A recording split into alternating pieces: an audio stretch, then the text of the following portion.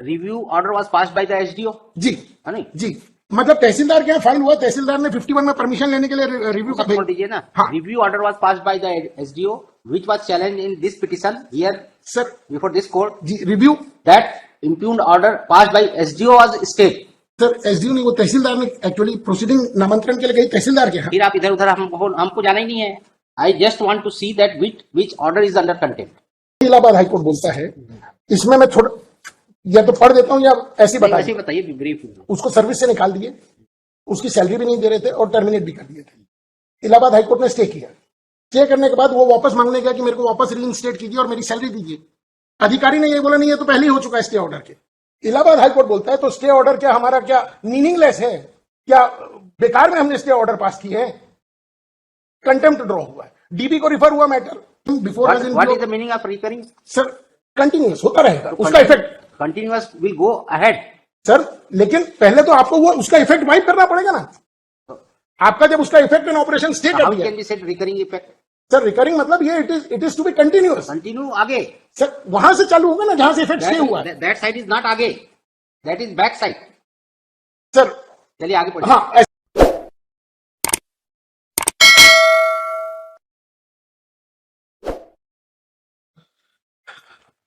my lord, a classic case, I'll explain, my lord.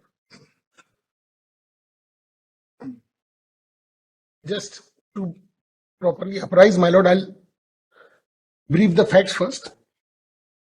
Sir, no, इतना time नहीं। What is contempt? Sir, which order is under contempt? My lord is willing to see the order by which contempt has been committed. That is at page 61. Order dated 9/11/23। Sir थोड़ा सा इसका history समझ लेंगे तो समझेंगे। एक minute को देख लेंगे कौन सा ऑर्डर है। तहसीलदार का ऑर्डर है। तहसीलदार के ऑर्डर के अगेंस्ट कंटेम्प्ट लाए? नहीं, तहसीलदार ने कंटेम्प्ट किया है सर, इसीलिए मैंने कहा आप वो ऑर्डर देखना चाह रहे हैं जिसमें कंटेम्प्ट हुआ है। हाँ, तो ये वो ऑर्डर है which order of the court has not been complied? अच्छा, that my lord is willing, that is my lord. Order is passed by this court ना? This court. Where is that order? Ma'am 31 है क्या? Next C3? जी C3 sir 31। Effect and operation of the impugned order has been stated.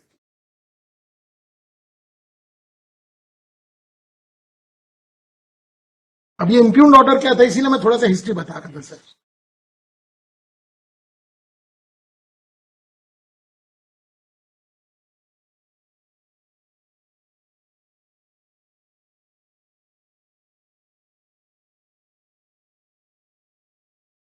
Sir, at page 32, this honorable court says, accordingly. Just a minute. हाँ, इस order के against में कोई order pass हुआ है? इस ऑर्डर के बाद हम तहसीलदार के यहाँ गए, ये ऑर्डर बताते हुए मेरा नाम ऑलरेडी रेवेन्यू रिकॉर्ड्स में चढ़ा हुआ था, मैं पहले से ओनर था। 40 साल बाद एक आदमी आके 51 में लगाए तहसीलदार के यहाँ कि मेरा नाम चढ़ा दीजिए, रिव्यू कर लीजिए सुओ मोटो, और उन्होंने मेरे को नोटिस किए बिना रिव्यू कर दिया। एसडीओ से होते हुए बोर्ड ऑफ रेवेन्यू तक आया, फिर हाईकोर्ट आया। हाईकोर्ट ने बोला इफेक्ट एंड ऑपरेशन स्टे कर रहे हैं। हाईकोर्ट की पिटीशन मैंने फाइल करी है, उसमें मेरी स्पेसिफिक प्लीडिंग है कि मेरा नाम 2006 में चढ़ चुका था, 2005 में रजिस्टर्ड से। Review order was passed by the SDO. जी है नहीं जी, मतलब तहसीलदार के यहाँ फाइल हुआ, तहसीलदार ने 51 में परमिशन लेने के लिए रिव्यू का छोड़ दीजिए ना। हाँ। Review order was passed by the SDO which was challenged in this petition here sir before this court. जी, review that impugned order passed by SDO was stayed। Sir SDO नहीं, वो तहसीलदार ने एक्चुअली प्रोसीडिंग नामांतरण के लिए गई तहसीलदार के यहाँ। फिर आप इधर उधर हमको जाना ही नहीं है। I just want to see that which order is under contempt passed by this court। That is page 32। हाँ वही, considering the fact that a review petition has been allowed by the sub-divisional officer without issuing any notice to the petitioner, prima facie a strong case for grant of interim release is made out। Accordingly, purely as an interim measure, there shall be stay of effect and operation of impugned order date so and so। Right. This order was passed by the SDO। That was stayed, effect and operation was stayed। And the memo, हाँ बिल्कुल ठीक कह रहे हैं sir. Whether after this stay any proceeding has been done by SDO? Sir आप page 10 पे हैं। मेरा जो मेमो ऑफ पिटीशन है जिसमें ये ऑर्डर पास हुआ है उसमें तहसीलदार, एसडीओ, कलेक्टर, कमिश्नर सबको पार्टी बनाया गया है, क्योंकि नामांतरण की प्रोसीडिंग जनरेट हुई तहसीलदार के हाथ से। चूंकि 51 में रिव्यू की परमिशन लेनी पड़ती है, तो तहसीलदार ने एसडीओ क्या भेजा, एसडीओ ने परमिशन देने के साथ साथ खुद ही बदल भी दिया नाम, इसलिए वो ऑर्डर ऑफ एसडीओ लिखा है। लेकिन अब जब इस ऑर्डर के बाद मैं वापस तहसीलदार के पास गया कि भैया ये ऑर्डर हाईकोर्ट ने किया, तहसीलदार बोलते हैं हाईकोर्ट का ऑर्डर प्रभावशील नहीं है। अब कोर्ट को गुस्सा दिलाने की कोशिश मत करिए। पढ़ा देता हूं सर, पढ़ा देता हूं ना वेदर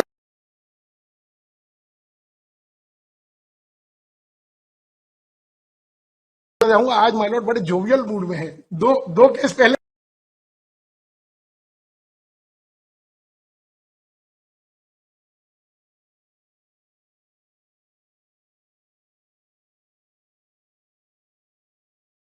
by this court जी checked सर, and operation जी was sir. whether after this stay any proceeding has been done by the SDO or revenue authority. Revenue authority, yes, हाँ। That is page 61। What order has been made वो page 63 पे operative, subsequent to this order? हाँ, subsequent to this order page 63 पे आ जाए sir. नीचे से चौथी line पढ़ लें, क्या बोलते हैं वो,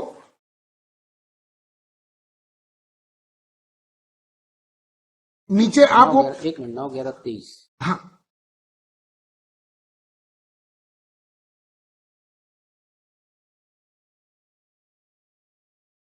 ऑपरेटिव पोर्शन पेज 63 पे है सर।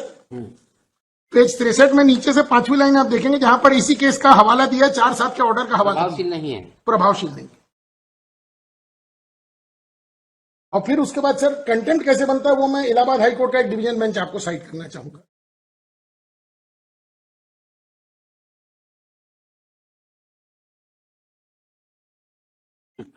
बताइए क्या बता रहे थे जो एसडीओ ने रिव्यू करके क्या कर दिया? सर सेक्शन 51 में सर मेरा नाम चढ़ गया था तहसीलदार के नामांतरण की प्रक्रिया, आपका तो नाम पहले से चढ़ा हुआ पहले से चढ़ा था। हाँ। उसके बाद एक सज्जन आए 40 साल बाद, बोलते मैं पहले खरीदा था, 40 साल पहले मेरा नाम गलत कट गया था, तहसीलदार क्या उन्होंने अप्लाई किया, मेरे रिट पिटीशन मैंने फाइल किया, इसीलिए उसमें पूरी कहानी है। ठीक है, ठीक। मेरा नाम वापस रिव्यू कीजिए सुओ मोटो, तो सुओ मोटो रिव्यू के लिए लैंड रेवेन्यू कोड में तहसीलदार को एसडीओ की परमिशन लेनी पड़ती है।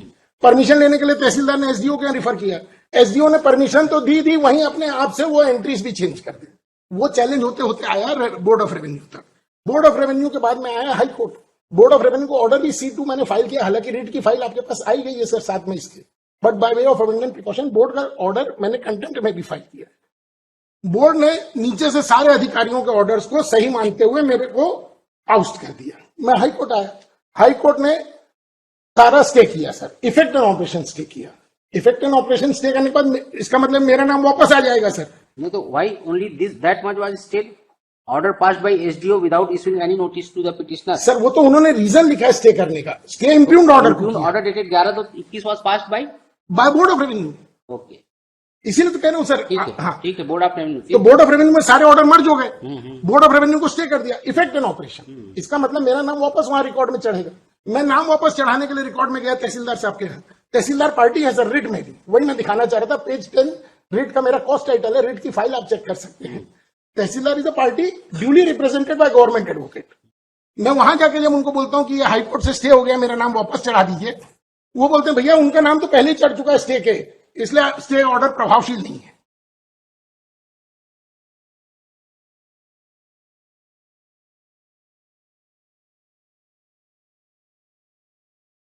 When this order was passed by board of revenue which was stayed, जी sir. but prior to that if name of that person is already mutated, जी, then how it can be?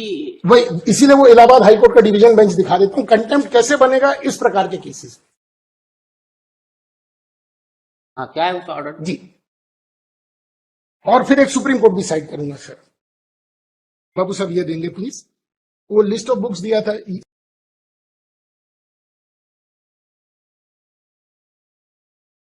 No, when any action has already been done. Sir वही Allahabad high court बोलता है, इसमें मैं थोड़ा या तो पढ़ देता हूं या ऐसे बताइए ब्रीफ। उसको सर्विस से निकाल दिए, उसकी सैलरी भी नहीं दे रहे थे और टर्मिनेट भी कर दिए थे। इलाहाबाद हाईकोर्ट ने स्टे किया, स्टे करने के बाद वो वापस मांगने गया कि मेरे को वापस रीइंस्टेट कीजिए और मेरी सैलरी दीजिए। अधिकारी ने ये बोला नहीं, ये तो पहले ही हो चुका है स्टे ऑर्डर के। इलाहाबाद हाईकोर्ट बोलता है तो स्टे ऑर्डर क्या हमारा क्या मीनिंगलेस है, क्या बेकार में हमने स्टे ऑर्डर पास किए हैं? कंटेम्प्ट ड्रॉ हुआ है, डीबी को रिफर हुआ मैटर कि क्या इसमें स्टे ऑर्डर की क्या कीमत मानी जाएगी। इलाहाबाद हाईकोर्ट की डिवीजन बेंच ने बोला कि स्टे ऑर्डर, उनका आर्गुमेंट ये था इसमें कि स्टे में ये तो नहीं लिखा है कि नौकरी में वापस रख लीजिए, रिमूवल को स्टे किया है तो नौकरी में वापस क्यों रखेंगे हम, वो तो हम पहले निकाल चुके हैं। इलाहाबाद हाईकोर्ट बोलता है यदि हमने आगे ये नहीं लिखा कि नौकरी में वापस रखिए तो क्या हमारा स्टे ऑर्डर डस्टबिन में डालने के लिए मीनिंगलेस है। ये वर्ड्स यूज किए हैं, whether it is meaningless, whether it has no effect. हमारा स्टे ऑर्डर आप इसमें स्टे हियर, जी स्टे हियर, स्टे हियर हाँ स्टे हो गए ना। नहीं,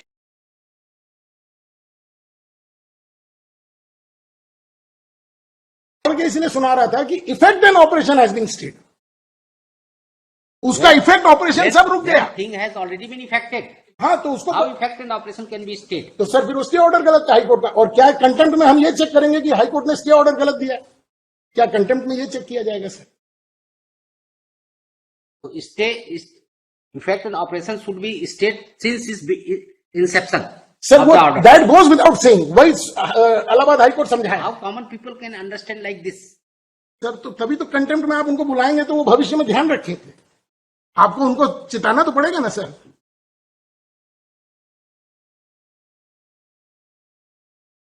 एक बार आप कहें तो मैं वो इलाहाबाद हाईकोर्ट के 2-3 पैराग्राफ्स आपको पढ़ के सुना देता हूं।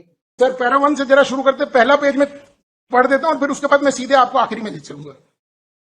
In view of the decision of learned single judge of this court, unless something more is done in respect of non-compliance of an interim order, which may amount to contempt or not, a reference was made by one of us to the Chief Justice for referring the matter to the larger bench in order to decide whether there was recurring, my lord may kindly note this word, whether there is recurring effect of the interim order in proceeding under Article 226 of the Constitution of India. This matter came before us in what view is the meaning of recurring?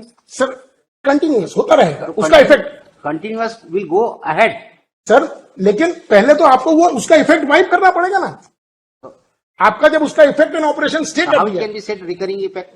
Sir recurring मतलब ये it is to be continuous, continue आगे sir वहां से चालू होगा ना जहां से इफेक्ट स्टे हुआ। दैट साइड इज नॉट आगे, that is back side.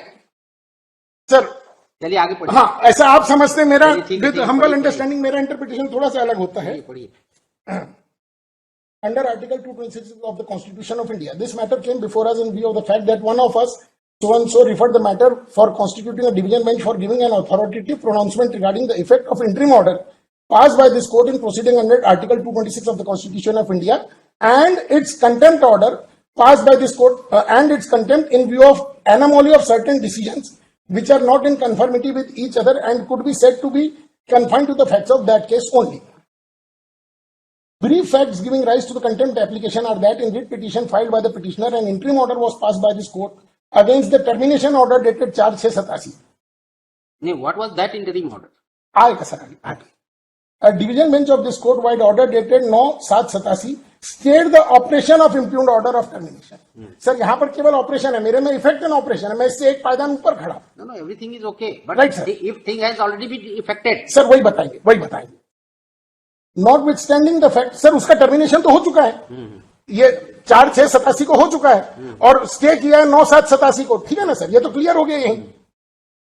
Division bench of this court vide 9/7/87 stayed the operation of impugned order of termination, notwithstanding the fact the effect and operation of termination order was stayed. The opposite party, who was the chief personal manager Indian Telephone Industries Limited, Manakpur district, Gondia, neither allowed the petitioner to discharge his duties nor paid his salary, and no action whatsoever was taken.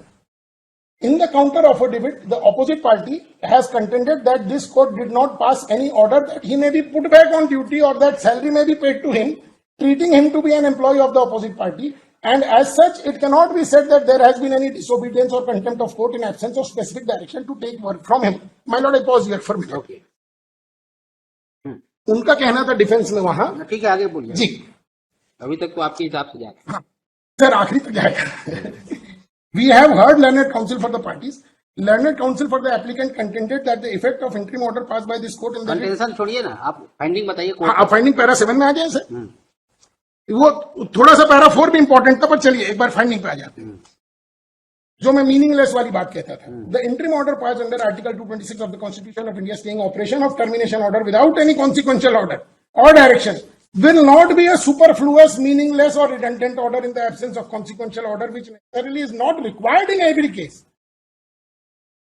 मैं यदि आगे कुछ नहीं लिखा हूं कि आप उसको नौकरी में रखिए वापस, तो मेरा स्टे ऑर्डर मीनिंगलेस हो गया। मैं यदि इसमें नहीं लिखा हूं कि मेरा नाम वापस चढ़ाइए, तो मैं जो इफेक्ट एंड ऑपरेशन स्टे किया हूं बेकार हो गया, प्रभावहीन हो गया। तहसीलदार साहब कहते प्रभावशाली नहीं है। Its effect will be to restore the relationship of employer and employee. May it be temporarily, as it was prior to passing of termination order. Despite the interim order, if work is not taken or even salary is not paid, discriminating such persons from other employees who are paid salary, the negative act would be in derogating the orders passed by the court, which not being treated with respect or having binding effect. The inaction or even non-payment of salary in the absence of any plausible explanation of delay will amount to flouting the interim order passed by the court. और फिर बाद में उनको उनके defence को यह कि मेरे को वकील ने गलत सलाह दे दी थी साहब, इसलिए उनको कंडेम करके छोड़ा गया। वो उनके उस पे सर इंट्रीम ऑर्डर का फिर मतलब क्या रह जाएगा? अच्छा, स्टेटस को नहीं है sir, effect and operation has been stay. तहसीलदार is a party in the writ petition. क्या ऑर्डर किया तहसीलदार ने? अब आप देखिए सर, आपका डिनाई कर दिया, आपके नाम से ये बोलते हुए कि प्रभावशाली नहीं है, आपका नाम वापस चढ़ाने हाँ, से डिनाई कर दिया। हाँ। पेज 63 में आप आखिरी का पोर्शन पढ़ लें सर, बाकी तो कहानी लिखी है उसने 2 पेज में। पूर्व से अभिलेख में दर्ज, पूर्व से दर्ज है, इसलिए स्टे ऑर्डर प्रभावशाली नहीं है। One man can think like this one. Sir मैं यही कह रहा हूं, तो कॉमन मैन को, ये तो सर रेवेन्यू अथॉरिटीज हैं, इनको तो यहां से आप जब शिक्षा देंगे तब ये भविष्य में सीखेंगे। एक बार आप उनको जब एक्सप्लेनेशन आएगा तो भविष्य में याद रखेंगे, ट्रांसफर होकर जहां भी जाएंगे वहां के अधिकारियों को भी सिखाएंगे कि हाईकोर्ट को हल्के में ना लिया जाए। कोर्ट से कहना ठीक। कंटेम्प्ट में उस ऑर्डर को तो 4-7 वाले ऑर्डर को तो टेस्ट नहीं करेंगे सर, उसका कंप्लायंस है कि नहीं ये टेस्ट करा जाएगा sir, in my humble understanding. What is the face value of word stay? Sir, stay here only. Sir, Stay means stop. Sir, the effect and operation of that impugned order has been stayed. From its inception कर देते तो everything was okay. Sir तो effect and operation तो Inception से ही होगा, फिर वो अधूरे से कैसे होगा? You are again explaining the word. Sir चलिए ठीक है। Allahabad high court has explain. नहीं ठीक है, this is it is saying like this में है। चलिए to notice to respondent. Who is the respondent? The tehsildar, sole respondent. By both mode, PF be paid within a week, returnable for Much of that. Much of that.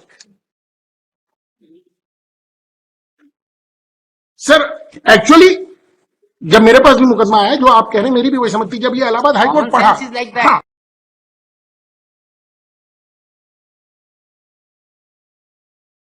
Dustbin में फेंकने के लिए थोड़ी है sir. No. Stay order आपने यदि ये नहीं लिखा नौकरी में वापस भी लीजिए, तो क्या स्टे ऑर्डर डस्टबिन में डालने के लिए हो गया? हाईकोर्ट ने स्टे किया है साहब, आप एक अधिकारी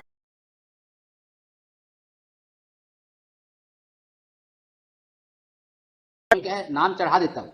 हाँ। If we change the name, हाँ। other person will come and file contempt. Suppose, just a minute. Sir एक मिनट टोकूंगा, वो अदर पर्सन कंटेम्प्ट में नहीं आएगा सर, वो अदर पर्सन तहसीलदार को एसडीओ को बोर्ड उसके बाद यहाँ आएगा मेरिट्स पे। He may file contempt.